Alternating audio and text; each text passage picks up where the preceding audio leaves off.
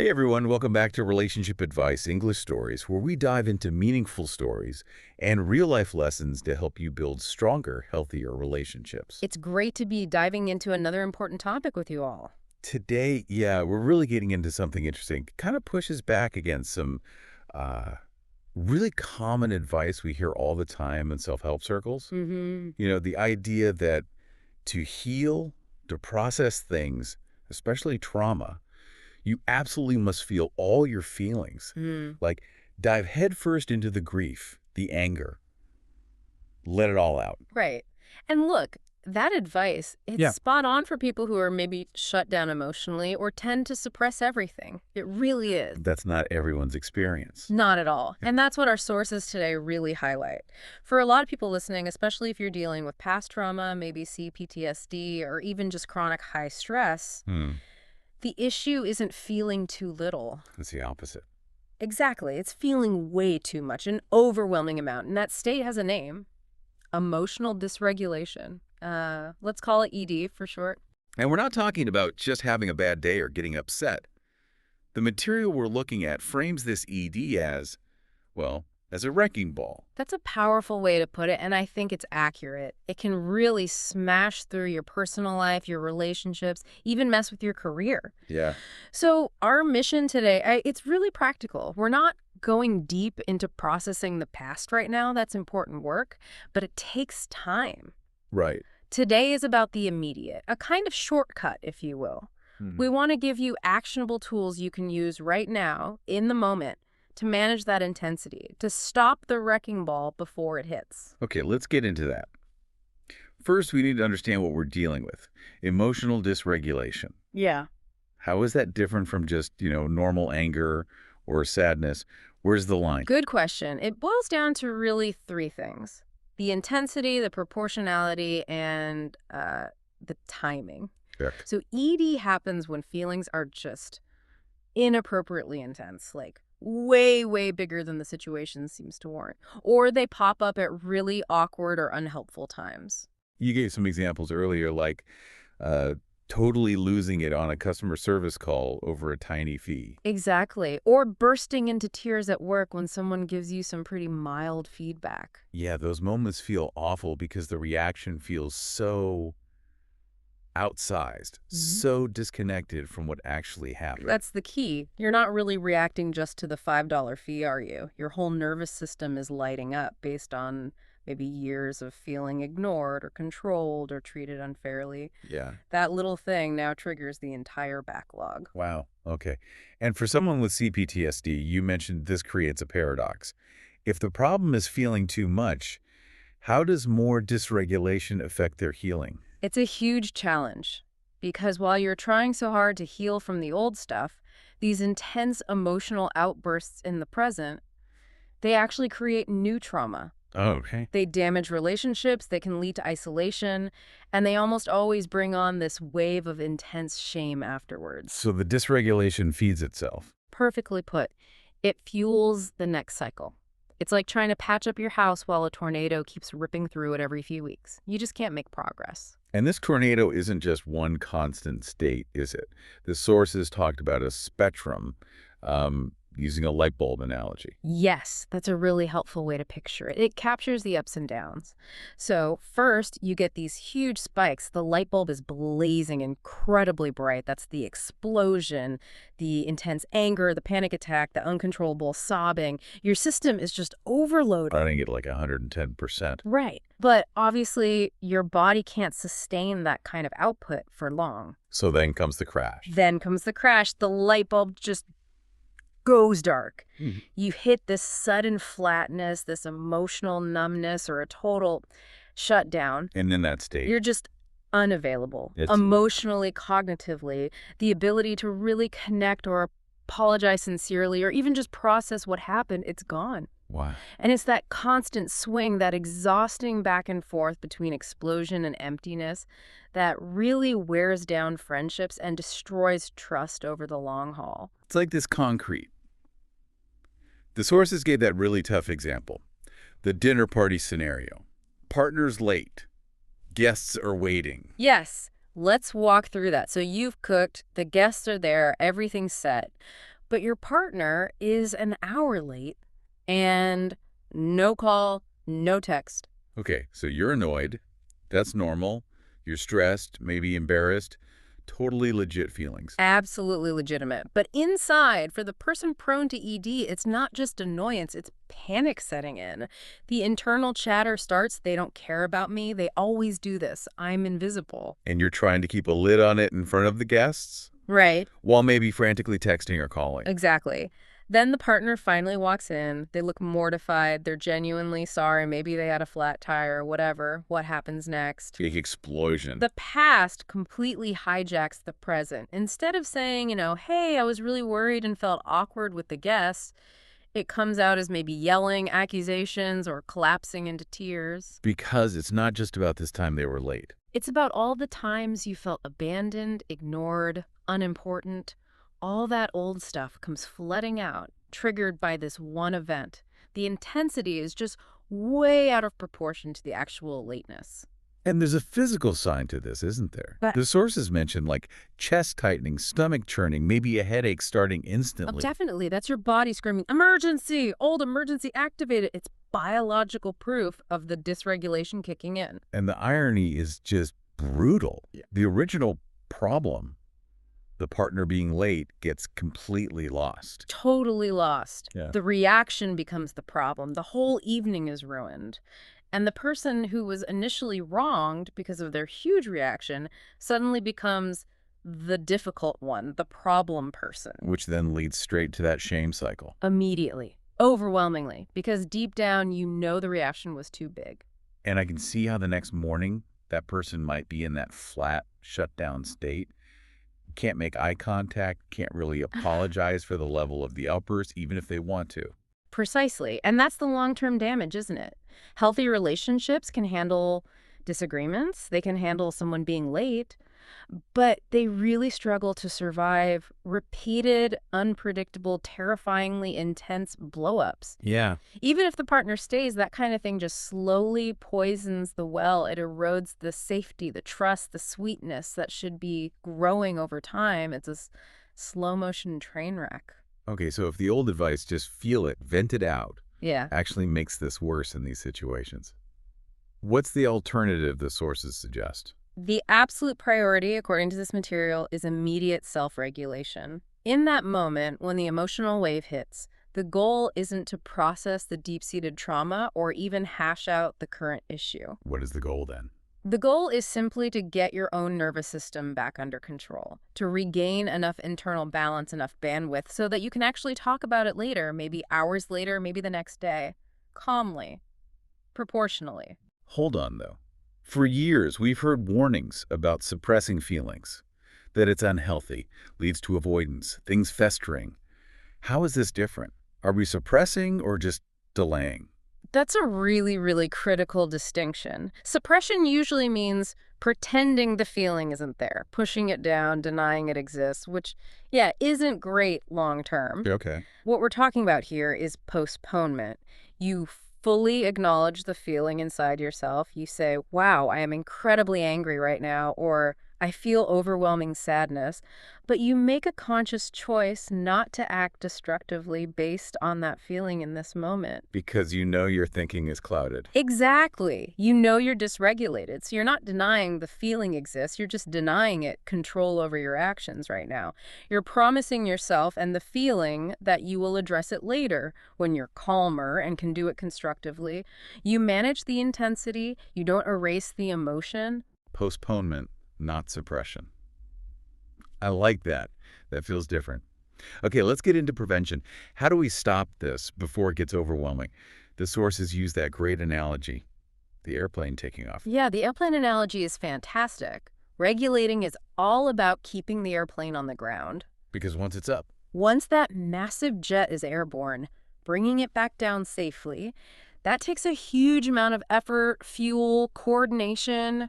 It's a major ordeal. De-escalating a full-blown emotional reaction feels just like that, exponentially harder than stopping it while it's still just taxiing on the runway.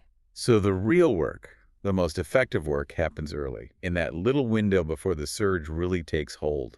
Step one is just noticing. Noticing it starting. Yes. Step one is pure awareness, and you need to tune into your body fast. The emotional brain reacts first, the body follows almost instantly before your logical brain even knows what's happening. So what are the signs? What should you be looking for? Physical cues. Are you suddenly feeling flooded with emotion, like a wave washing over you? Do you feel that jolt of adrenaline, heart starting to pound, stomach clenching, fists tightening, maybe tears welling up? Those are the warning lights flashing on the dashboard. The engines are starting to rev. They really are. And the second you notice any of those cues, you have maybe a split second to intervene before the cascade takes over. And the first mental tool is surprisingly simple. Almost deceptively simple.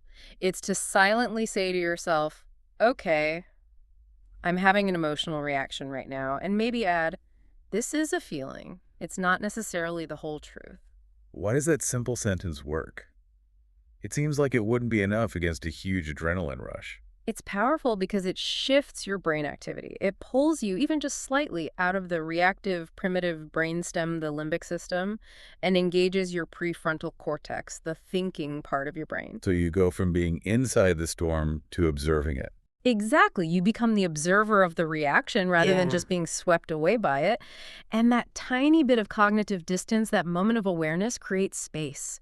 Space where choice becomes possible again. You get a little bit of control back. Okay, so you've noticed, you've named it internally.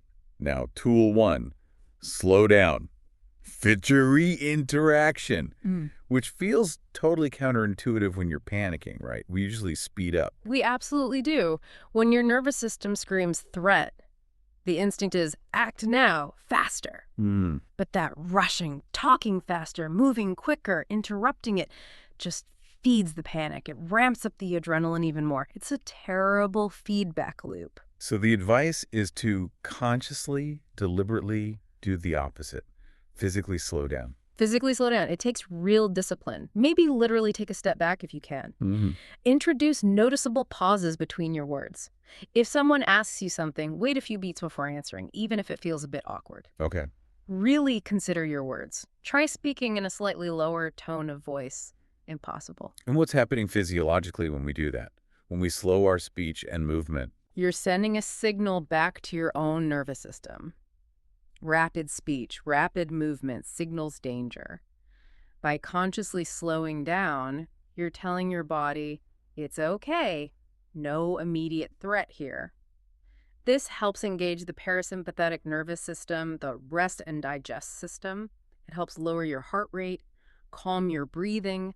It allows you to regain some perspective right there in the moment. Before you even have to leave the room. Exactly. It's like applying the brakes gently before the plane even starts rolling too fast. It's an immediate, self-administered calming technique. Okay, but what if awareness wasn't quite quick enough or the trigger was just too big? The plane is definitely taxiing now, maybe picking up speed.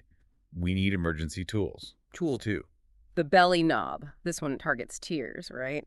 Sadness. Yes, specifically the physical act of crying, which can be really overwhelming and sometimes embarrassing, especially in public or professional settings. So how does the belly knob work? It's a visualization technique, but it connects to a physical grounding point. You imagine a literal control knob on your stomach, maybe just below your navel. Why there specifically? That area is near the solar plexus, a key nerve center. Focusing your attention there can help ground you physically. Now, for someone prone to ED, that emotional setting the knob often feels like it's stuck way up high, right? Like at an 8 or a 9. Or 11, as the source joke. Or 11. Exactly. Spinal tap level. The tears are flowing because the emotional floodgate is wide open. So the action is you mentally reach down and crank that knob down. You visualize yourself firmly dialing it right down, way down, maybe to a 2. And that visualization actually stops the physical tears. It often works surprisingly well as an immediate interrupt for the tear ducts. It's like slamming a gate shut on, escaping cattle. You're regaining control over the physical outflow. But again, crucial distinction. You're not pretending the sadness isn't there. Not at all. The sadness is real. It's valid. You're just controlling the immediate, involuntary physical reaction to it. This buys you time. It gives you maybe 15 minutes of composure to finish a conversation or excuse yourself gracefully so you can deal with the feeling properly later in private. Controlling the opening, not vaporizing the feeling. Got it. Okay, next up, the big one, anger. Tool 3, restraint of pen and tongue. That sounds foundational. It is absolutely non-negotiable when dealing with anger-fueled dysregulation. Mm-hmm. The rule is ironclad. When you feel that intense surge of anger, that heat rising, you stop. Everything. You promise yourself you will express it later, when you are calm. And this is critical. You do not say anything destructive, and you absolutely do not write anything. No angry texts, no scathing emails, no furious social media posts, nothing. But isn't that counter to the whole clear the air idea? Get it off your chest? Venting. That's the common wisdom, but the source material argues strongly against it in these moments. Venting when you're highly dysregulated usually just escalates everything. How so? It reinforces the anger pathways in your brain, making them stronger. It deepens that trance state we talked about. Yeah. And it completely distorts your thinking. You end up saying things fueled by pure adrenaline, things you often don't truly mean or that are deeply unfair, which leads to massive regret and damages trust. And you specifically mentioned writing. Why is digital venting, like texting, so bad? Oh, texts and emails are particularly dangerous when you're angry. They have zero tone, zero body language, zero warmth. A sentence that might sound okay spoken gently can come across as incredibly cold, harsh, or aggressive in a text. Right. Plus, they're immediate, so the other person gets hit with it instantly, often triggering their dysregulation. And they're permanent. That angry text lives on as evidence. Even if you apologize later, it becomes a little shard of damage in the relationship. So the job is postponement. How do we actually do that gracefully in the moment? We need some phrases. You need polite but firm ways to pause the interaction. The key is taking responsibility for your own state without oversharing or blaming. With a partner, you might say something like, I really want to understand your perspective, and I want to share mine, but I need about 20 minutes to cool down so I can speak respectfully. Can we pause? That shows you care about the conversation but need space. What about at work? Or with someone you don't know well? You can't always say, I need to regulate my emotions. No, definitely not. Keep it brief and more functional. Something like, you know what? I need to grab some water, check a file quickly. Can we pick this up in 15 minutes? Or, I think I need a short break to process this. Let's reconnect at specific time. Most people are actually relieved to pause a tense conversation. They'd rather talk to the calmer you later. That makes sense. Right. And this leads right into tool 4, which is about questioning that feeling of urgency itself. The source says if you feel urgent, that's often a sign to pause even longer. Yes. That feeling of, I have to say this right now, is incredibly deceptive. It feels vital, but it's usually just your old survival wiring kicking in inappropriately. The emergency response. Exactly. If you have CPTSD or similar experiences, your brain can mistake a simple communication issue, feeling misunderstood, feeling disrespected for a genuine life or death threat. The feeling of panic gets confused with the need for immediate, drastic action. So we need to differentiate. We absolutely must. Real urgency is for pulling someone out of a burning building or escaping immediate danger. Communicating hurt feelings almost never requires instantaneous resolution. If you feel that desperate urgency, take double the pause you initially thought you needed, 30 minutes, an hour, sleep on it. It will almost always lead to a better outcome. And the warning about trying to solve problems while dysregulated, comparing it to driving drunk, that's stark. It is stark, and it's meant to be. When you're dysregulated, your higher brain functions are literally impaired. Your ability to see nuance disappears. You get stuck in black and white thinking. You can't accurately hear what the other person is saying. Your judgment about consequences is shot. So why would you try to navigate a sensitive relationship issue in that state? You wouldn't. It's like getting behind the wheel intoxicated. The potential for causing serious damage to the relationship, to trust, is just far too high. Park the conversation until you're sober, emotionally speaking. Okay, that covers the mental and verbal tools for emergencies. Now let's talk physical. Because ED is biochemical, right? Sometimes you can't just think your way out. Tool 5, emergency writing. This sounds specific. It's a very specific technique, often called a daily practice, even if you use it in emergencies. It directly targets those swirling, overwhelming, fearful, or resentful thoughts. And the action is just writing them down. Getting them out of your head and onto paper, externalizing them, and then, importantly, consciously asking for them to be lifted or set aside for now, allowing your mind to rest. But why is writing better than just going to the person and telling them how angry or hurt you are? Isn't that more direct? It gets back to that fantasy we often carry, especially if we had difficult childhoods. There's this deep, often unconscious belief that if the person who hurt us truly understood the depth of our pain, they would magically respond with perfect empathy, validation, and comfort. The response we never got as kids. Exactly. But adult life and adult conflict, it rarely works that way. Exploding at someone usually makes them defensive, or they're shut down, or they attack back. It almost never brings the healing response we crave. And crucially, they can't fix our internal state anyway. That's the core point. Even if they wanted to, another person cannot magically re-regulate your nervous system for you. Calming that internal storm is ultimately an inside job. So writing gets the intensity out, satisfies that need to express, but avoids the interpersonal train wreck. Precisely. It's a safe container for the intensity. And the great thing is, you can do it anywhere. Nip to the bathroom, scribble on a notepad in your car, pretend to take notes at your desk. Just get those few key raging thoughts down. The source says it's often the fastest way to get focused again, especially at work. Get the poison out onto the paper. Okay. Tool 6 is much more direct, physically. Actual physical action. Yeah. Getting moving to rinse out stress chemicals. Yes, this tackles the biology head-on.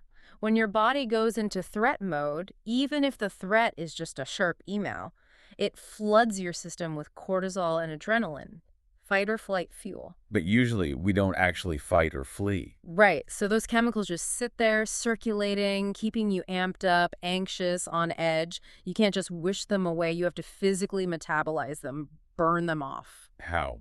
What kind of exercise? The recommendation is something strenuous enough to get your heart rate up and ideally break a sweat. Doesn't have to be long. Run up and down stairs a few times, do some jumping jacks, go for a really brisk, fast walk around the block, anything that gets your heart pumping hard. And that exertion actually clears the chemicals. Yes. Increased metabolism helps process and flush those stress hormones out of your system much faster. It effectively resets your biochemistry. Sometimes, especially with intense physical agitation, this is the only thing that will work. You have to move. Got it. And tool 7 brings us back to the senses, sensory grounding, reconnecting the brain to the here and now. Exactly. When we dysregulate, we often dissociate a little, or our focus becomes intensely internal, like tunnel vision. We stop really noticing the world around us. So sensory grounding forces the brain back. It forces the brain to pay attention to the present moment through physical sensation. A super effective, immediate technique is using water. Wash your hands in really cold water, feel the shock. Or use nice, warm, soapy water and focus on the scent and the feel, even just splashing cold water on your face. Why water? What's the magic there? The temperature change and the tactile feeling, the cold, the warmth, the texture of soap, provides strong, neutral sensory input. It cuts through the emotional noise and tells your brain, pay attention. You are right here, in this physical space right now. And the source is stressed being in your body. Why is that sensory connection so vital for regulation? Because when your nervous system starts to shut down in that dysregulated trance, your brain literally stops processing incoming sensory data efficiently. You become less aware of your surroundings, which isn't just bad for regulation. It can be physically unsafe if you're, say, yelling at someone on the street without realizing they might be dangerous. Right. You need to be tuned in. So using these physical sensory tools brings your awareness back to your body and your environment. It reminds your brain to stay online and monitor things. Physical safety and emotional regulation are deeply linked. Okay, this is making so much sense. That feeling of being in a trance during high emotion, it really does feel like being hypnotized. Yeah. You're locked onto one, feeling the anger, the hurt, and everything else fades out. Like the fact that the person you're yelling at might actually care about you. That trance state is the absolute enemy of connection and problem solving. Which brings us to maybe the most important long-term skill to develop, cultivating what the sources call the observer self. The observer self. What is that exactly? It's developing a part of your consciousness that can kind of stand back, gently watch what's happening internally without getting swept away. It's the part that can recognize, I see I'm starting to feel that heat in my chest. I notice my voice is getting louder. I seem to be heading into that dysregulated state. How do you build that? Is it just talking to yourself? It takes practice. Mindfulness practice really helps. And the key is that the observer self is non-judgmental. It's not saying, "You idiot, you're overreacting again." It's just calmly noticing and reporting. Heart rate increasing, thoughts becoming more rigid. You create this internal witness that monitors the airplane's status without grabbing the controls in panic. That awareness has to come first before you can choose a different action. Okay, so the observer notices the trance starting. Then you know you need to pause. Let's refine the communication timing piece. When does talking actually help, and when does it make the trance worse? It's tricky. If you're relatively calm and you're talking to someone supportive and calm who isn't the person you're currently in conflict with, like a therapist or a trusted friend sometimes, that can help organize your thoughts. But there's a caution there. Yes, a big caution. Avoid getting lost in telling the long, dramatic story of what happened. And then he said this, and I felt that, and then she did this terrible thing. Rehashing the narrative in detail often just pulls you deeper into the dysregulation. It reinforces the emotional charge. Better to focus on, I'm feeling X. What's a constructive next step? Okay. And what if you're already in the conversation, the conflict? How do you know right then, time to hit pause? You need a real-time self-check. Ask yourself, am I feeling more agitated as we talk? Is my voice getting faster or louder? Am I cutting the other person off? Interrupting? Those are red flags. Your system is escalating, not calming down. That's your cue from the observer self. Abort.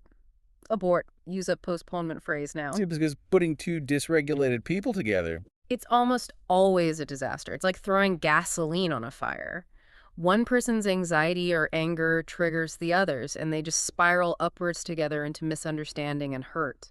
Nothing good comes from that. Whatever needs saying deserves to be said when both people are actually able to hear and connect. Which requires being regulated. Okay, Yeah. one last mental technique.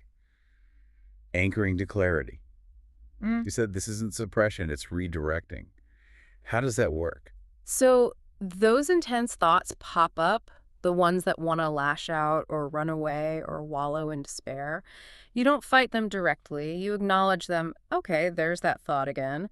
But then you consciously shift your focus Shift it where? towards a place of inner clarity or calm, towards thinking about constructive next steps, towards the kind of words you want to use later when you're feeling more balanced. You're essentially anchoring yourself to your emotional home base, that inner place where things feel less charged, more grounded, rather than letting the stormy thoughts drag you out to sea. So you're deliberately choosing to wait, to postpone expressing that intense feeling until you can do it in a way that's actually helpful, not harmful, protecting the relationship. That's the heart of it. You're waiting until you're regulated enough that your words can land with fairness, maybe even with love, instead of landing like weapons that just cause more damage to the connection you value.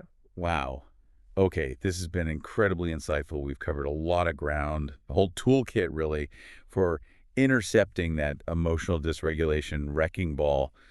Let's just recap the main goal of all these tools. The ultimate goal is bringing your whole system back into balance. Your brain, your body, heart rate, breathing, focus, getting everything re-regulated. And maybe the most liberating idea here is that you don't have to hash it all out or process the deep trauma or vent explosively in the heat of the moment to achieve that regulation. That happens later. That happens later. The time for constructive conversation, for processing, is when you have access to your full self, your rational mind, your empathy, your capacity for connection. And the long-term reward for practicing this, for mastering that pause, that self-regulation. You break the cycle. You stop the devastating loop of intense reaction followed by crushing shame. And the amazing thing is, your feelings, your words, your truth, they don't disappear when you pause. They'll still be there, waiting for you. But when you access them from a calmer place, You can express them with elegance, with fairness, maybe even with love, with proportion. And that keeps your relationships safe, keeps them gentle. And instead of relationships getting damaged or destroyed by these unpredictable storms, they actually have a chance to get nicer, deeper, stronger over time. Exactly. Which leads us to a final thought for you, our listener, to maybe mull over this week. When you find yourself struggling with that intense emotional dysregulation and you manage, even just for a moment, to hold that thought, to wait, what wisdom about yourself becomes available in that pause? What deeper, calmer part of you emerges when you choose to keep the interaction gentle, even when the storm is raging inside? Think about that space and what you find there.